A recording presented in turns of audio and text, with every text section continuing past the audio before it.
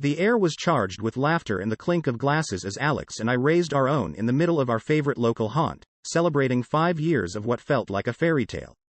To us, he said, his eyes sparkling with the kind of love you read about in novels, but rarely see in real life. Our friends, a motley crew of souls we'd gathered over the years, cheered in agreement, their faces a blur of genuine affection and admiration for what we had built together. The weekend following our anniversary, we escaped to a cabin tucked away in the mountains, a cozy retreat from the world. It was there, surrounded by the quiet of nature and the warmth of a crackling fire, that I handed Alex a surprise I'd been working on for months. A handmade photo album filled with snapshots of our adventures, our joys, and our life together. Flipping through the pages, his expression shifted from surprise to something deeper, more emotional. "Jess, this is us," he whispered, and in that moment, we were the only two people in the world. Our happiness seemed to multiply, spreading outwards like ripples in a pond, when we announced our plans to start a family at a backyard barbecue. Surrounded by family, the air filled with the smell of grilled food and the sound of laughter, we shared our next big adventure. The excitement was palpable, a shared joy that made the dream of expanding our family feel even more real. Alex's support was unwavering as I dove into launching my online boutique, a dream that had been simmering in the back of my mind since college. He was by my side, from brainstorming sessions at our kitchen table to celebrating the notification of my first sale. Our partnership was a testament to our love, blending romance with the thrill of building something together. Our home became a melting pot of cultures and cuisines as we hosted a dinner party for our friends, an eclectic group from various walks of life. The evening was a reflection of us, open, warm, and inviting. It was a testament to our life together, filled with laughter, stories, and the sharing of dreams. Life, however, has a way of introducing chapters you never planned on writing. My new fitness regime at a local gym was supposed to be about health and meeting new people, but it became something more when I met Marco. He was the charismatic trainer who seemed genuinely interested in my well-being, our casual chats soon evolving into something that felt dangerously like flirting. Coffee outings with Marco became my escape, a space where I could vent about stresses and ambitions. He listened in a way that made me feel seen, his easy charm and understanding nature drawing me in. It was a connection that felt exhilarating, yet filled with an undercurrent of guilt. I told myself it was harmless, but deep down, I knew I was treading dangerous waters, drifting further from Alex with each shared confidence and laugh. This chapter of our lives was supposed to be about building, growing, and loving. Yet, here I was, caught in the gravity of something that threatened to unravel everything we had cherished. The urgency of my choices, the intensity of my actions, and the immediacy of their consequences were about to set in motion a series of events that could not be undone. The minute Alex questioned my late nights from the gym, I could feel the walls closing in. "You're really into this new fitness kick, huh?" he asked, his voice laced with a hint of confusion, maybe concern. I brushed him off with a laugh that sounded more hollow than I intended. "Yeah, just need some me time, you know?" But the guilt was gnawing at me, a relentless reminder of the line I was dancing dangerously close to crossing. It was at a gym event, amidst the buzz of competition and camaraderie, that Marco and I shared a moment we couldn't take back, a kiss that should have never happened. The guilt hit me like a truck, yet part of me was exhilarated, addicted to the thrill of the forbidden. Marco's texts started coming in, each one a siren call I couldn't resist. I found myself diving deeper into the lie, telling Alex I was with friends or working late, anything to steal moments with Marco. The day Alex found the hotel receipt was the day my world started to crumble. His eyes, filled with hurt and disbelief, were a punch to the gut. "Jess, what is this?" His voice cracked, and so did my resolve. The confession poured out of me, messy and tear-streaked, begging for forgiveness I wasn't sure I deserved. Alex's suggestion of couples therapy was a lifeline, a chance at redemption I clung to, despite the distance between us growing more palpable by the day. Therapy sessions were like navigating a minefield, uncovering issues we'd buried under years of love and routine. I wanted to fix us, I really did. But Marco's shadow loomed over every attempt, his messages a constant temptation.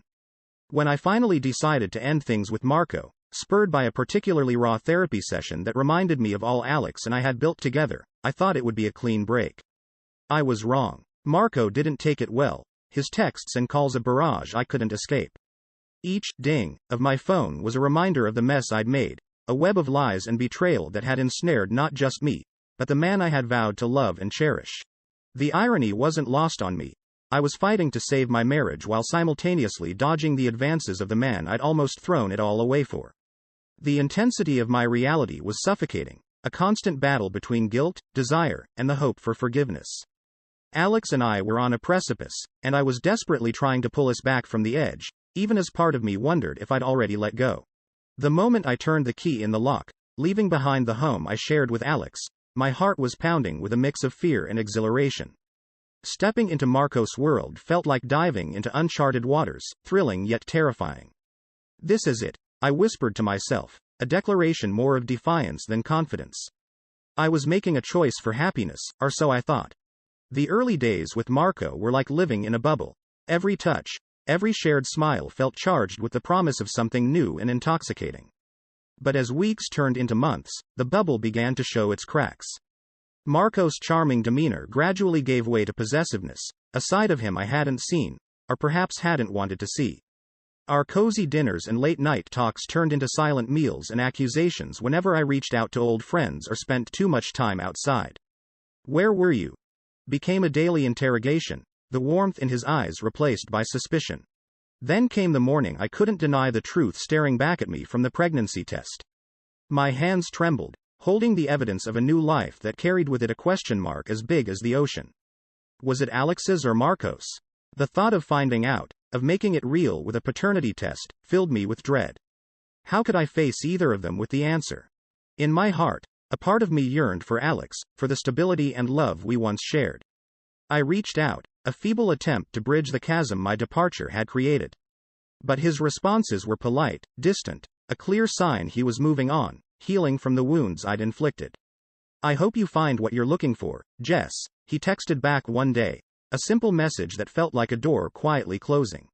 Marcos' indifference to the pregnancy was a cold splash of reality.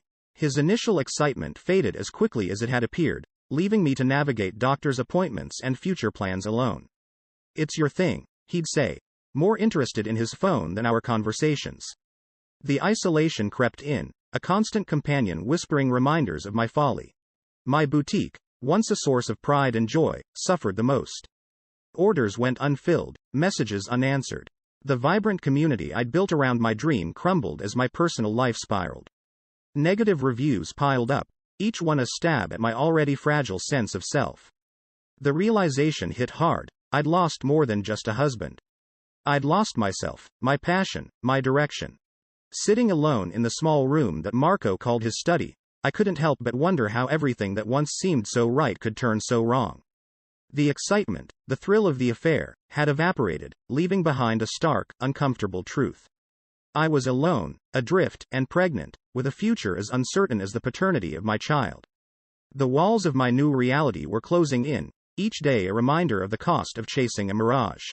The moment I sat down to crunch the numbers, I knew I was in trouble. The boutique, once my pride and joy, was hemorrhaging money, and my personal savings were dwindling fast. Marco's promises of support were as sporadic as his presence, leaving me to fend for myself more often than not.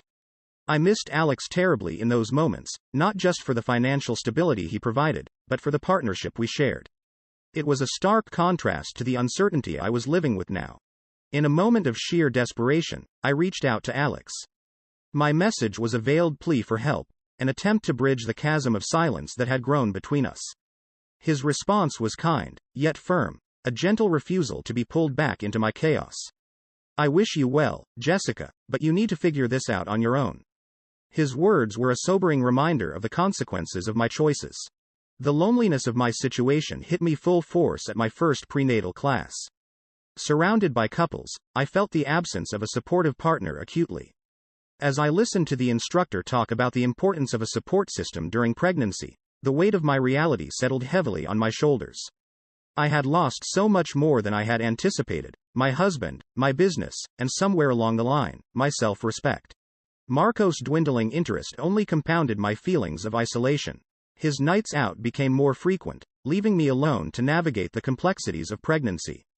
The man I had left my husband for was slowly showing his true colors, and the reality of impending fatherhood seemed to only drive him further away. Determined to claw my way back to some semblance of control, I launched a clearance sale for my boutique, hoping to clear out inventory and maybe, just maybe, spark some interest in my flailing business. The response was lukewarm at best, a stark reminder of the neglect my dream had suffered during my tumultuous personal life. The routine checkup at the doctor's office was a harsh confrontation with my new normal. Answering the doctor's questions about the baby's father and my support system, I couldn't hold back the tears. I was utterly alone, a reality that had seemed unimaginable just a few months ago. The final blow came when I heard through the grapevine that Marco had been seen with other women. The irony wasn't lost on me. I, who had once been the other woman, was now on the receiving end of betrayal. The pain of that realization was sharp, a bitter pill to swallow as I faced the consequences of my actions. Each day, the reality of my situation became clearer. I was alone, pregnant, and struggling to hold onto the remnants of a life I once knew. The dreams I had chased so recklessly had led me here, to a place of profound loneliness and regret.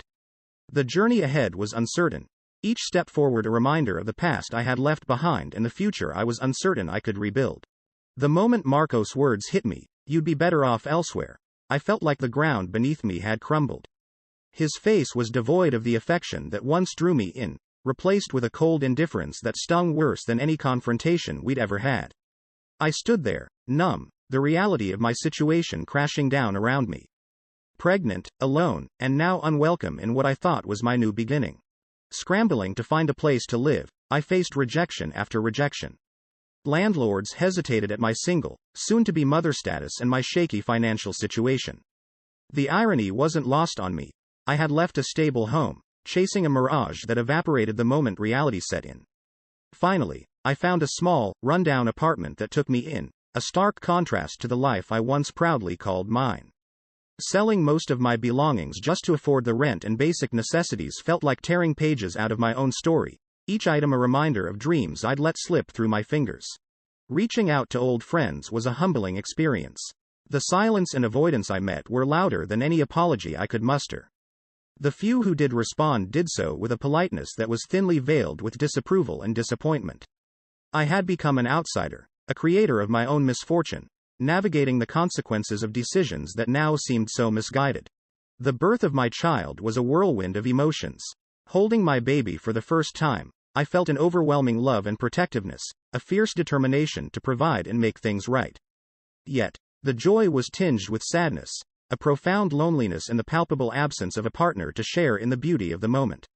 When I received a gift from Alex, a beautiful, soft blanket for our baby, the gesture brought me to tears. It was a symbol of what we had lost, a kindness from the man I had hurt deeply, a reminder of the life and family we could have built together. Reviving my boutique became my next battleground, a way to claw back some semblance of control and independence. But the damage to my reputation and the challenges of balancing new motherhood with rebuilding a business were daunting. The lukewarm response to my efforts was disheartening, a stark reminder of the trust and goodwill I had squandered. Each day presented a new struggle, from the loneliness that enveloped me to the financial pressures that seemed insurmountable. Yet, with each small victory, whether it was a successful sale or a peaceful night's sleep for my baby, I found a sliver of hope. The path I had chosen was fraught with hardship, but it was mine to walk. The love for my child was a beacon, guiding me through the darkest moments, reminding me of the strength I had within to rebuild and to find redemption, not for the sake of what was lost, but for the future I was determined to create for us. The day the divorce papers landed on my doorstep, it felt like my entire world came crashing down with the thud of that envelope. It was official. Alex and I were no more. The ink on those documents signified the end of a chapter, the death of a partnership I once held dear. I was now a single mother, navigating the murky waters of a future I never anticipated.